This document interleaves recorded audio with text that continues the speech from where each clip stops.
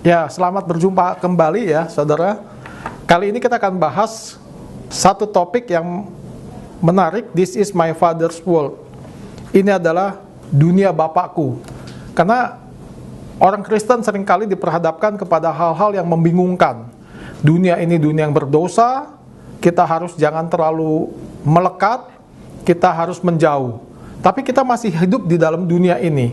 Jadi sangat seringkali menjadi kontradiktif dalam hidup kita, dan seringkali anak-anak muda menjadi frustasi atau bahkan masa bodoh. Ceramah ini saya ambil sebagian besar dari buku pengarangnya Paul Marshall, Heaven is Not My Home. Ya, satu judul yang sangat menantang ya, Heaven is Not My Home. Bukan berarti dia tidak percaya pada surga, tapi dia mau jelaskan betapa hidup saat ini di dalam dunia ini penting, karena ini adalah dunia Bapakku. Ya, kita mulai. Ini ada sebuah lagu hymn ya yang sangat terkenal. Dikatakan ini dunia Bapa, anak dengarkanlah, langit bumi memuji Dia, bintang pun menggema. Ini dunia Bapa, hatiku tenanglah. Pohon, bunga, langit dan laut nyatakan kuasanya. Nah, ayat 2 lebih jelas lagi. Ini dunia Bapakku, janganlah kulupakan, walau kuasa jahat mencengkram, namun Tuhan yang menang. Ini dunia Bapakku walaupun masih berperang, ingat ya, walaupun masih berperang, already but not yet, namun kurban Yesus disalib, nanti akan menjadi bumi baru dan langit baru. Ya, ini tegas sekali. Tetapi sebaliknya ada sebuah lagu. Lagu ini waktu saya masih muda, saya sangat senang sekali. Lagu ini sering diajarkan pada anak-anak muda. Dunia yang fana bukanlah rumahku. Kalau bukan rumahku, kita mau tinggal di mana kan gitu kan? Kan rumah itu kan tempat tinggal. Nah, kita hidup sampai 70 tahun, 50 tahun, kita nggak tahu. Nah, kalau dunia ini bukan rumah kita, dunia ini fana, lah kita mau tinggal di mana? Memang kita musafir di dalam dunia ini, tapi tetap kita kan mesti punya rumah. Hartaku di sana, seberang langit biru. Malaket melambai di pintu yang cerlang, dunia yang gelap, ku tak lagi senang. Lah kalau kita tinggal di sini 70 tahun tidak senang, ya kita hidupnya mau ngapain gitu? Gelap gulita nanti. Dan ini lagu populer sekali. Banyak dinyanyikan oleh penyanyi-penyanyi di Amerika yang sangat terkenal. Salah satunya Jim Reeves. Ya, kalau gitu bagaimana seharusnya kita hidup? Nah, jadi kita bingung, bisa pusing dah, perasaan bersalah. Dipisahkan dah, split antara rohani dan sekuler. Kalau saya bekerja, ini dunia sekuler saya. Kalau saya beribadah, ini dunia rohani kita. Apakah hidup kita begitu, terlalu split? Itu hidup yang sangat berbahaya sekali. Ya, dan kita tidak bisa hidup seperti itu. Karena ini seluruhnya dunia Bapakku, dunia Bapak kita, tetapi yang sudah jatuh ke dalam dosa. Nah, itulah yang kita mesti hati-hatinya di situ.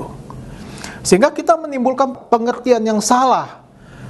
Ini menjadi gagasan yang sesat dan tidak alkitabiah, tapi yang sering kali diajarkan dari kita kecil. Tubuh akan mati secara permanen setelah kematian, dan bahwa kami akan hanya muncul kembali sebagai jenis hantu tanpa tubuh. Bumi yang ada akan dihancurkan dan kita akan diangkat ke surga. Benarkah demikian? Ya, bumi tidak penting karena kita akan pergi ke surga ketika kita mati. Sehingga banyak orang Kristen bermain aman, ya, daripada kita masuk ke dunia. Nah, ada dua nih. Lebih baik kita masuk ke dunia dengan positif, kita memberi pengaruh kepada dunia, hidup kita menjadi pasif, menarik diri. Jadi pengaruh orang Kristen tidak ada. Ini tentang climate change, tentang kelaparan. Di Amerika, saya baru nonton, kelaparan di Amerika itu luar biasa sekali. Ternyata di Amerika ada ketentuan upah minimum sekitar, tergantung setiap negara bagian. Kebanyakan sekitar $25, itu yang paling tinggi. Tetapi kemudian di interview, banyak yang cuma dapat $10, $15, dan mereka hidupnya susah sekali. Dan mereka seringkali harus kerja 3 pekerjaan yang berbeda, Senin sampai Minggu. Tidak ada istirahat. Itu pun mereka mau bekerja begitu, tidak ada kerjaan mereka. Ya, sehingga mereka tidak cukup makanan di rumah. Nah, apa peran orang Kristen di sini? Kita jadi bermain pasif, bermain aman, menjauh supaya nggak berdosa. Tapi peran kita di dunia hilang. Kemudian, nah ini kita mesti ngerti dulu pengertian dunia itu. Jadi kayak dunia yang fana bukan rumahku. Ya, nah ini rumah siapa jadinya kan? Karena ini Tuhan yang ciptakan. Jadi pengertian dunia itu sebetulnya ada 3. Ya, tidak berlawanan, tapi pengertiannya betul 3. Satu mengacu ke geografi. Ya, dari Yerusalem, Yudea, Samaria ke ujung bumi. Paulus menuju ke Roma, Efesus, itu geografi. Ya. Nah, dunia pengertian yang pertama itu. Yang kedua, dunia ini siapa yang ciptakan? Tuhan. Diciptakannya pertama kali indah sekali, hanya jatuh ke dalam dosa. Tapi tetap ini dunia yang baik, yang Tuhan izinkan anak-anaknya tinggal di dalamnya, bersama juga dengan orang lain yang lainnya. Ya, itu yang mesti dipahami dulu. Nah, yang sering kali kita tahu ini, bahwa dunia ini penuh dengan dosa, yang kita nggak boleh lekat. Kalau nggak lekat, kita mau pergi kemana, gitu kan? Ya, karena manusia itu telah salah mengatur dunia, terutama masyarakat. Saya juga nonton film, itu climate change dibilang. Kalau setiap ada proyek raksasa dibikin kayak gedung yang besar sekali, itu akan menambah panas bumi. Jadi dunia ini sudah sangat dieksploitasi oleh manusia-manusia yang sudah jatuh ke dalam dosa, yang membuat sengsara. Terus Amerika lagi marah sama China. Ya, jadi karena China mencuri katanya teknologi yang tinggi dan mereka jadi makmur, sedangkan rakyat Amerika tuh banyak yang miskin. Saya nonton betul-betul miskin, banyak yang di bawah upah minimum. Detroit, apalagi tuh kota-kotanya ya, banyak yang miskin orang-orangnya. Nah, terus China membalas, iya, kenapa rakyat lu pada miskin? Karena sistem kalian yang salah. Bayangkan dia bilang, 1% orang Amerika menguasai hampir 80% kekayaan. Distribusinya nggak benar, dia bilang. Nah, itulah dunia yang sedang jatuh ke dalam dosa. Ya, karena Jeff Bezos itu punya kekayaan sampai 140 miliar kalau nggak salah US dollar. Ya, jadi 1% orang Amerika dari sekitar penduduknya mendekati 300 juta kalau nggak salah.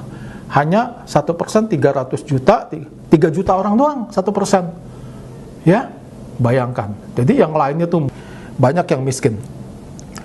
Sehingga dunia ini penting bagi Allah, dan dia tetap merawat. Karena walaupun kejahatan merajalela, kalau Tuhan yang tidak mengeram ini kejahatan sudah nggak ada batasnya lagi. Kenapa kejahatan masih bisa dikendalikan? Karena Tuhan yang memegang kendali. Nah, makanya kalau pengertian kita bahwa bumi dan segala isinya akan lenyap begitu saja, pertanyaan yang mendasar, mengapa harus bersusah payah menulis sesuatu, mengerjakan sesuatu, membangun sesuatu, membuat sesuatu yang hanya akan habis dibakar? Tidak begitu. Kita membuat karya seni yang indah. Begitu manusia Tuhan kasih kemampuan yang luar biasa, kita menghasilkan karya yang indah. Apa itu semua akan dibuang percuma? Pikirkan. Kemudian kita harus tahu dunia ini adalah anugerah dari Tuhan, anugerah yang luar biasa sekali, dan kita harus merawat, kita harus menghormatinya, dan kita menghuninya dengan baik di sini. Walaupun ingat tetap sudah jatuh ke dalam dosa, tapi ada anugerah Tuhan cukup buat kita, anak-anaknya yang hidup di dalam dunia ini. Nah, setelah drama keselamatan selesai, Tuhan bilang banyak kesenangan yang bisa dikerjakan, banyak pekerjaan yang menyatakan di dunia. Kita bisa memberitakan firman, kita bisa mengerjakan karya seni yang bagus sehingga nama Tuhan dipermuliakan. Kita bisa bekerja untuk kebaikan kebanyakan orang, bukan hanya untuk diri egois kita sendiri saja. Itulah setelah drama keselamatan Tuhan kerjakan, Dia meminta kita meneruskannya. Karena ini adalah dunia Tuhan, ini adalah rumah kita, ini dunia Allah. kita yang menciptakan dan kita disuruh menghuni di dalamnya, dan kita diminta untuk berkarya. Kebenaran adalah bahwa kita adalah memang makhluk berwujud duniawi, tetapi kita dibuat menurut gambar dan rupa Allah, seperti yang saya pernah sampaikan, creatio tertia, di mana Tuhan sekarang tidak bekerja di dunia secara langsung, tetapi dia melalui kita untuk membangun dunia ini, mengembangkannya. Memang akhirnya banyak menuju ke dosa, karena memang dosa ada di dalam dunia, tapi maksud Allah awalnya adalah demi kebaikan kita. Ya, maka jika kita benar-benar mulai hidup di dunia Allah, kita perlu melihat apa yang Alkitab katakan tentang kebaikan penciptaan dan tujuan hidup manusia. Ini yang paling penting. Maka Tuhan menolak dunia yang berdosa, yang coba diciptakan oleh manusia yang sudah jatuh. Ya, tapi Dia mencintai dunia yang Dia buat. Begitu pula seharusnya kita. Dan kita mesti waspada juga. Di situ ada dosa yang mengintip setiap saat untuk mengecoh kita. Cara pandang Alkitab dengan dunia ini, harusnya Injil itu memancar ke seluruh kehidupan orang Kristen. Kita tidak boleh bermain aman tadi minggir.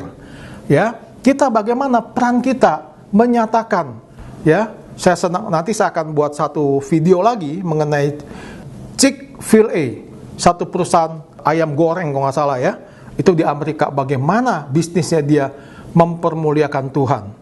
Ya, nanti habis ini kita akan buat video itu. Nah, sehingga kehidupan kita tuh memancar, bukan hanya di dalam gereja saja, segala aspek kita sebagai pengusaha, sebagai pekerja, sebagai profesional, sebagai orang yang berusaha sendiri, sebagai startup company, termasuk kita beristirahat, rest and play. Itu juga kehendak Tuhan yang harus kita lakukan. Kita nggak harus terus bekerja. Ada waktunya kita bekerja, ada waktunya kita beristirahat, ada waktunya kita bermain, ada waktunya kita berbakti kepada Tuhan di gereja. Olahraga atau apa, itu bagian yang tidak terpisahkan dari hidup kita. Nah, tetapi sekali lagi tadi yang saya katakan, efek dosa itu meluas. Maka dikatakan semak duri dan rumput duri yang dihasilkan bagimu dan tumbuh-tumbuhan di padang akan menjadi makananmu. Efek dosa itu meluas. Ya, dosa dan akibatnya akan menodai, merusak setiap tindakan, pikiran dan keinginan manusia, termasuk tugas ilahi yang Tuhan berikan untuk memelihara dunia ini.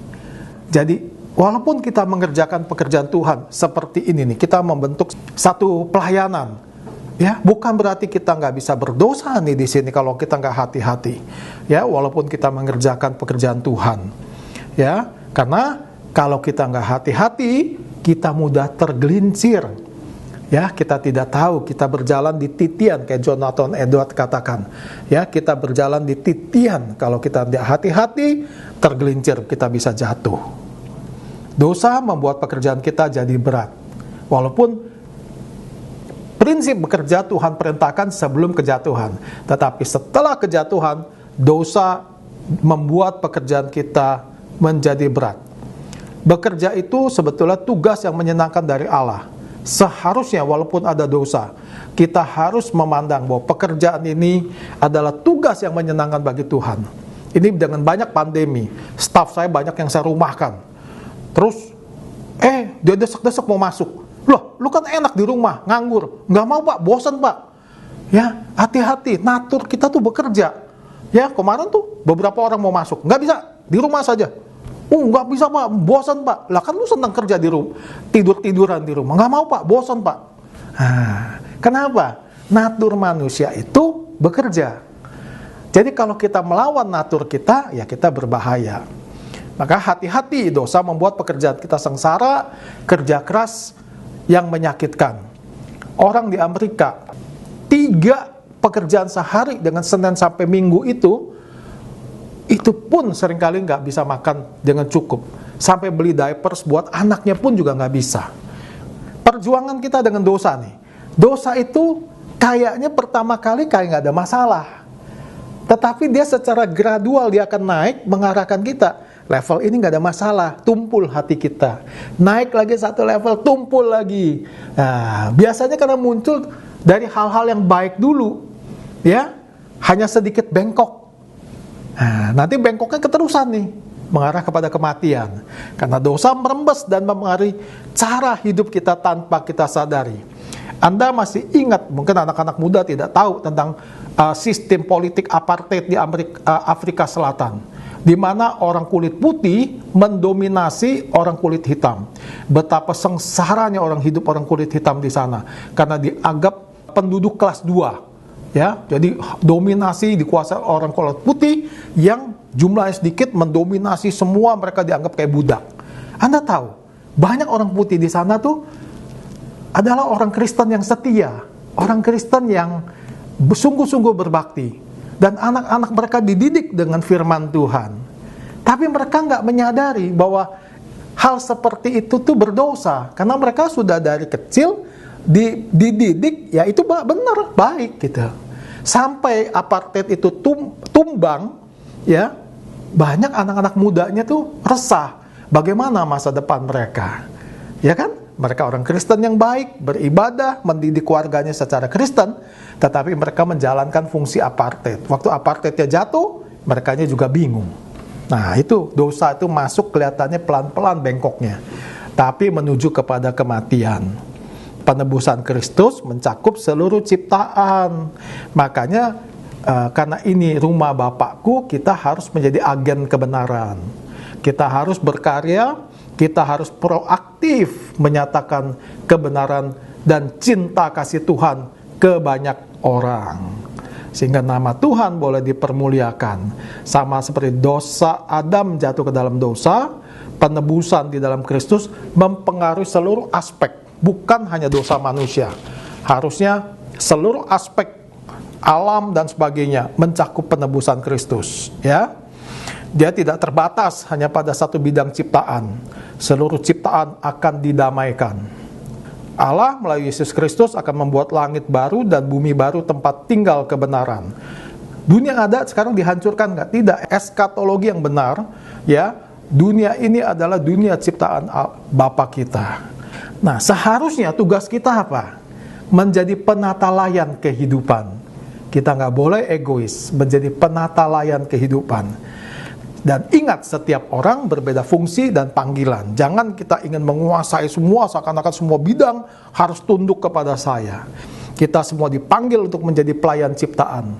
Kita mencegah bumi yang semakin climate change, suhu yang naik. Bagaimana walaupun kita perannya kecil?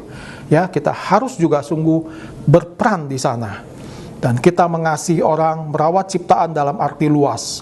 Dan penata layan kami mencakup kehidupan manusia serta alam.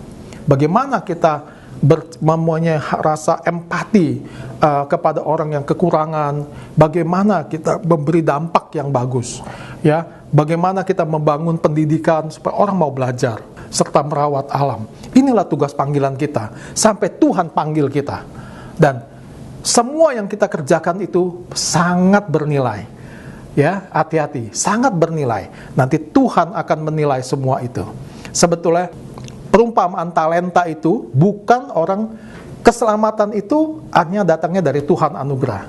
Tapi Tuhan akan menilai setelah kita percaya apa tugas kamu di dunia ini. Dia akan menilai satu persatu.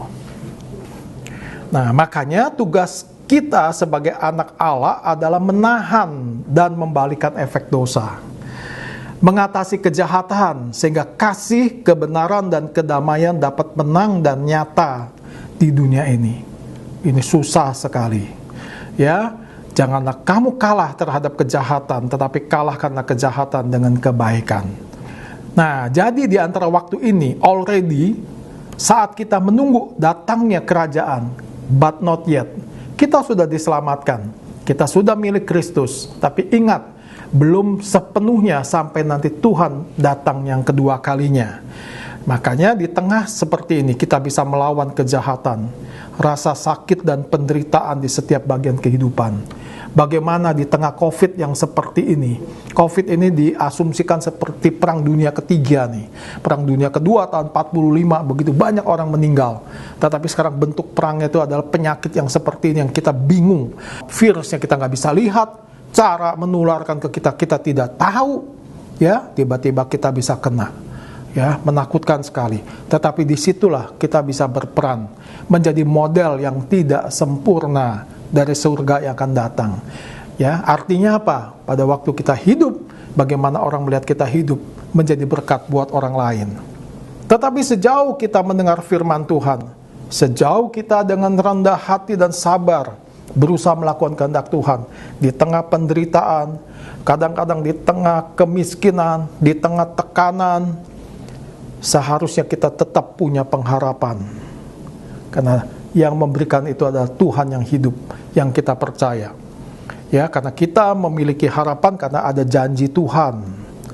Ya, yaitu surga baru dan bumi baru. Jadi, hidup kita tidak di dalam perspektif kesementaraan, tapi perspektif kita adalah perspektif kekekalan.